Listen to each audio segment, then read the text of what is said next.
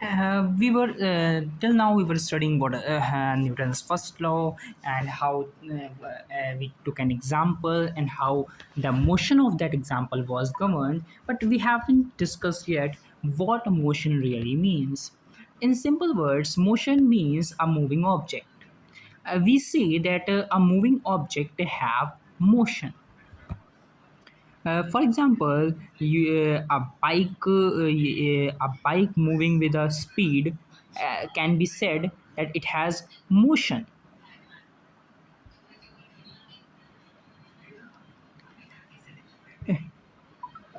Let's define the motion according to physics very precisely. For example, let's take this point. Why have we took this point? We have taken this point because for defining motion we try to uh, take a static point, so we took this point. And let's say that this object, this is an object, and this is an object. They both are two different objects. The one has name A and the another has name B. Now what has happened, that after some time what we saw that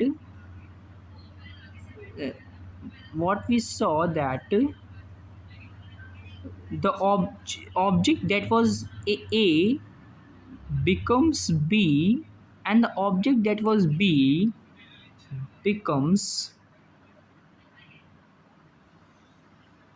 A. And what does this explains, and what does this means? Means at first A object was here and now B object is here. And in the starting B object was here and now A object is here. So if we take this point as a reference and make an eye of this point, then this point will say that here A was kept now, but now B is kept, and here B was kept, but now A is kept.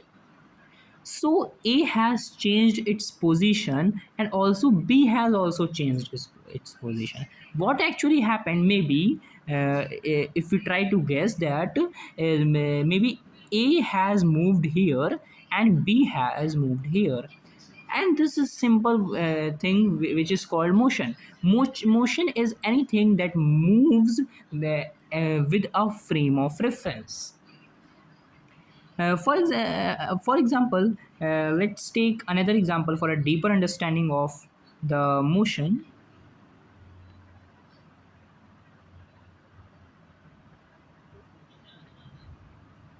Let's, for example, take an object. Let's take this rectangle as an object and another object as a circle. And now instead of having a point, we will consider this circle as a frame of reference. Now we have taken this circle as a frame of reference, and now this is object A. And what happens sometime, after some time, what happens, the object uh, for example, just a second. For example,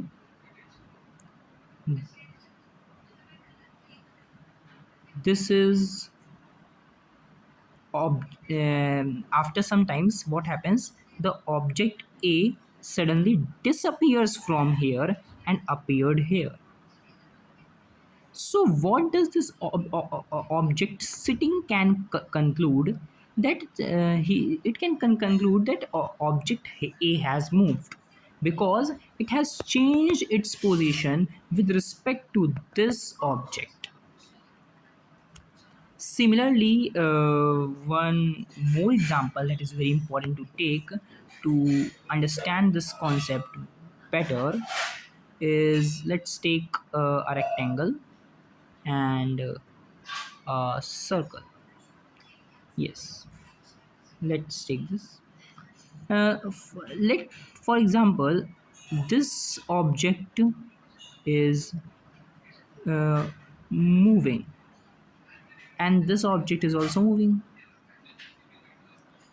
And what happens after some times is that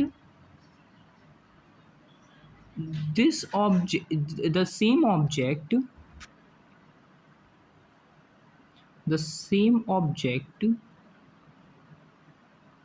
the rectangle, this is the same rectangle, uh, is here, and where is the circle? The circle is here. Now what the circle will say, that at the initial point the rectangle was in the front of the circle, and now also the rectangle is in the front of the circle. Have they done motion? Yes, we have seen that they were moving. But if we see according to the this circle, have has this rectangle made any motion? So the answer is no. The rectangle was in the condition of rest, because if we take the point of view of a circle, then he will say that it's not moving. That's all what is motion. And let's meet you in the next video.